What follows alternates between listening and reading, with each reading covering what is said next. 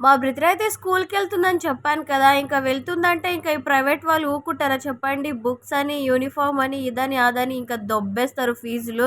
ఫీజయితే మామూలుగా లేదన్నమాట. నేను చదువుకున్నప్పుడైతే 3000 ఉండే అనుకుంటాను. ఇప్పుడు నర్సరీకి అడ్మిట్ చేద్దామని పోతే ఫీజు వింటే మాత్రం ఏందబ్బా! ఇప్పుడే నర్సరీకే ఇంత ఫీజా మళ్ళీ 10థ్, 9థ్, 8థ్ క్లాస్‌కి ఎంతుంటదో అప్పటి వరకు మనం అంతగానం డబ్బులు సంపాదించగలమా అనిపిచ్చింది నాకైతే. చూద్దాం. ప్రైవేట్ కంటే గవర్నమెంటే బెటరేమో కానీ, ఏం చేస్తాం చెప్పండి. ఇంక మన పిల్లలకు తెలివి వచ్చే వరకన్నా సరే, ఒక 4థ్, 5థ్ వరకన్నా సరే ప్రైవేట్‌లో చదివిపించుకోవాలి. ఇప్పుడు మీకు వీడియోలో చూపిస్తున్నవి నర్సరీ బుక్స్ అంట.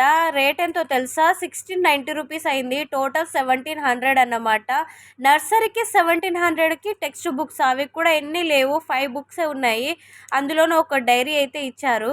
ఇప్పుడే ఏముంది ముందుంది ముసలి పండుగ అన్నట్టు ఇంకా ముందు యూనిఫార్మ్స్ అని ఇదని ఇంకా చాలా ఖర్చులున్నాయి.